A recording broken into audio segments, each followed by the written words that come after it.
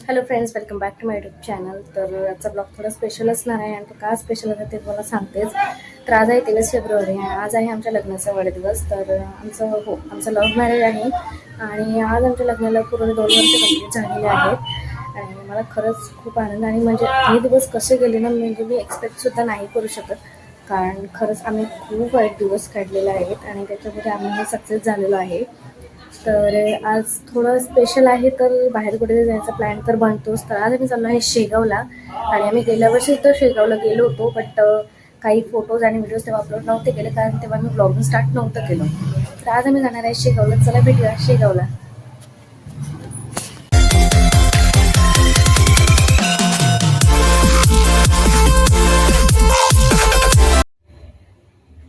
दिवसाची सुरुवात छान देवपूजनेच केली होती आणि आमचं लव्ह मॅरेज अरेंज मॅरेजमुळे सक्सेस झालेलं आहे, मी तरी असं म्हणेल.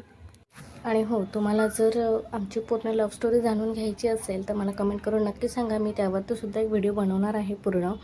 तर तर घरचं सगळं आवडेपर्यंत तर दुपारच होऊन गेली होती. तर दुपारी 12 वाजता आम्ही निघालो होतो आणि खरंच ऊन तर इतकं होतं ना, प्रचंड ऊन होतं. आणि खरंच मी तर म्हणेन ना, आणि आम्ही दरवर्षी जात असतो शेगावला, तर यावर्षीसुद्धा जाणार होतो. गेल्या वर्षी मी ब्लॉगिंग स्टार्ट नव्हतं केलं, तर गेल्या वर्षी मी काही व्हिडिओ वगैरे नाही अपलोड केलेले आहेत. बट माझे काही फोटोज मी अपलोड केलेले आहे, जे माझ्या इन्स्टा आय डीवरती मी पोस्ट केलेले आहेत. जर तुम्ही मला इन्स्टाला फॉलो केलेलं नसेल तर मी खाली आय डी मेन्शन करते, तुम्हाला तिथे जाऊन फॉलो करू शकता.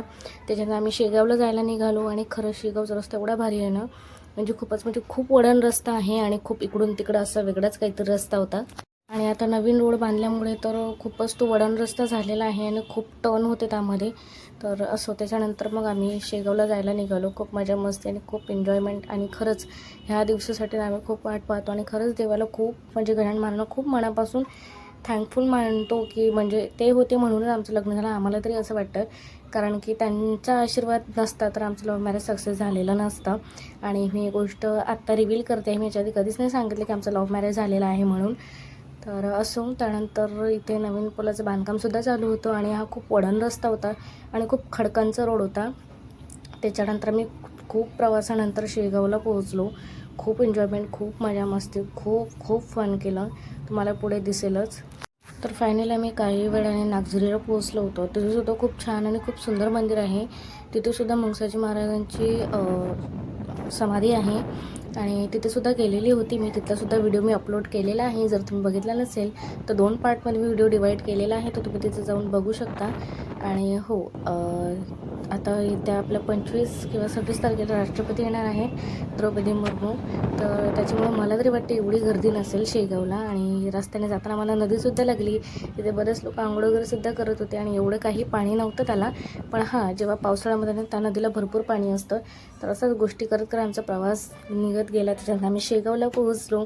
मग नंतर वाहनतळं इथलं तुम्ही बघू शकता, खूप शिस्त आणि खूप कायदेशीर आहे सगळ्या गोष्टी. त्यानंतर गाडी वगैरे पार्क केली आम्ही आणि खरंच तुम्ही इथलं वाहनतळसुद्धा बघू शकतो तुम्ही, किती डिसिप्लिन आणि किती मेंटेन केलेलं आहे ते. त्याच्यानंतर मग आम्ही तिथून अंडरग्राऊंड रस्ता आहे, आम्ही त्या रस्त्याने आतमध्ये गेलो मंदिराच्या. म्हणजे मंदिर थोडं आणखी समोरच होतं, बट इकडून ह्या रोडवेने जायचं होतं. म्हणजे रस्त्याने ट्रॅफिक न लागते, इकडून आतमधूनच रोड आहे. आणि ते शिवजयंतीसुद्धा खूप भारी तयारी झालेली तुम्ही बघू शकता. अजून तर झेंडे वगैरे आहेत आणि राष्ट्रपतींना म्हणून मला तरी असं वाटतं इथलं अतिक्रमण काढलेलं असेल, कारण इथे ना या 2 लाईनमध्ये खूप गर्दी होती आधी. आता एवढे काही नाही आहे. तर मग आम्ही गजरे वगैरेसुद्धा घेतले होते, गजरे वगैरे लावले मी. त्याच्यानंतर मग प्रसाद वगैरे घेतला होता आणि यांनी 1 किलो पेढा कबूल केला होता. तर कबूल केल्याप्रमाणे आम्ही 1 किलो पेढासुद्धा घेतला होता. जे मंदिराच्या आतमध्ये गेलो, चेकिंग झाली. त्याच्यानंतर बॅग वगैरे चेकिंग झाल्यानंतर आम्ही मंदिराच्या आतमध्ये गेलो आणि गर्दी काही एवढी नव्हती, जास्त नव्हती, कारण संडेला आणि सॅटर्डेला खूप गर्दी असते मंदिरामध्ये आणि प्लस गुरुवारीसुद्धा असते. तर आज काही एवढी गर्दी नव्हती, तुम्ही बघू शकता. आणि त्याच्यानंतर मग आम्ही चपला वगैरे ठेवले आणि खरंच ते चपलांपासून ते जेवणापर्यंत म्हणजेच महाप्रसादापर्यंत सगळ्या सोयीची काळजी घेतली जाते. त्याच्यानंतर मग आम्ही समाधी दर्शनाकडे गेलो आणि रस्ता तर खूपच वेगळा होता, म्हणजे आम्हाला काही समजत नव्हतं. आम्ही बरेचदा गेलेलो आहे, पण ह्या रस्त्याने काही म्हणजे पहिल्यांदाच गेलो. त्याच्यानंतर मग दर्शनाच्या वारीमध्ये लागलो.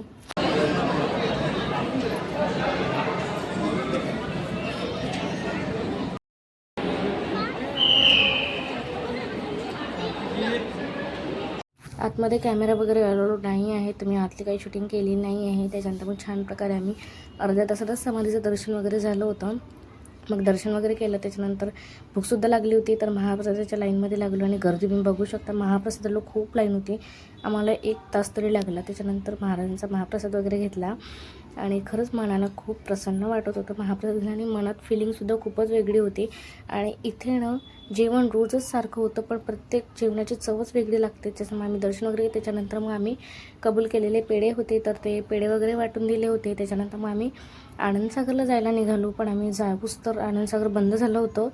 तर असं मग म्हटलं आम्ही महालक्ष्मीचं मंदिरसुद्धा आहे शेगावमध्ये, त्या मंदिरात गेलो. मंदिर तुम्ही बघू शकता किती सुंदर आहे. तिथेसुद्धा एवढी काही गर्दी नव्हती, गर्दी कमीच होती. तिथे सॅटर्डे आणि संडेलाच गर्दी असते आणि खरंच मंदिराचं बांधकामसुद्धा चालू होतं एकीकडे. आणि इथे ही सुंदर अशी छान लक्ष्मी मातेची मूर्ती आहे. खरंच मूर्तीला जर एकदा पाहत राहावं तर पाहतच राहावं वाटतं. त्याच्यानंतर पाठीमागे बालाजीची सुद्धा मूर्ती होती, तिचेसुद्धा दर्शन वगैरे केलं. त्याच्यानंतर तिथे 12 ज्योतिर्लिंगाचं मंदिर आहे, तर त्या मंदिराच्या आतमध्ये गेलो. ते छान असं गाभाऱ्यात होतं मंदिर, तुम्ही बघू शकता किती छान आहे ते. आणि तिथे गेल्यानंतर खूप छान असं मनाला प्रसन्न वाटत होतं. त्याच्यानंतर मग 12ही ज्योतिर्लिंगाचे दर्शन करून घेतलं, तुम्ही व्हिडिओमध्ये बघून घ्या.